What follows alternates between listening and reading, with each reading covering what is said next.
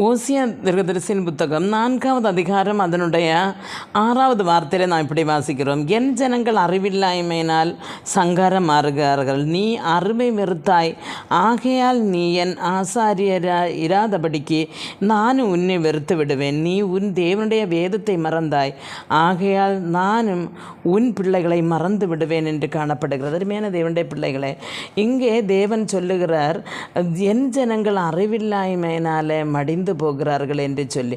அறிவில்லாய்மை என்று சொல்லும் பொழுது அவர்களுக்கு உலக ஞானம் இருக்கிறது, ஆனால் தேவனை பற்றியுள்ள அறிவுகள் இல்லாமல் போகிறது. தேவனை பற்றிய அறிவுகள், தேவனை தேடுவதற்கும் அவர் மறக்கிறார்கள்.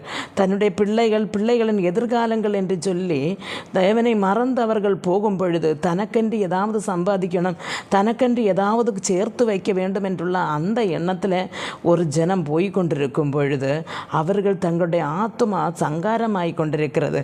அருமையான தேவனுடைய பிள்ளைகள், இந்த உலகத்திலே அவர்கள் நன்றாக இருக்கிறது போல தான் இருக்கிறது. தேவனை விட்டு பிரிந்து அவர்கள் போகும் பொழுது அவர்கள் சங்காரமாக, அவர்கள் ஆத்மா சங்காரமாகி கொண்டிருக்கிறது. மரணத்துக்கு நேராக அல்லது நரகத்துக்கு நேராக போய் கொண்டிருக்கிறது. அவர்கள் அறியாமல் தங்களுடைய தலைமுறைகளுக்கு என்று சொல்லி வாரி குட்டுவதற்காக ஓடிக்கொண்டிருக்கிறார்கள். ஆனால் கர்த்தர் என்ன சொல்லுகிறார் சொன்னால், அவர்கள் என்னை மறந்தபடியினால் நானும் அவர்களுடைய பிள்ளைகளை மறந்து விடுவேன் என்று சொல்லுகிறார்.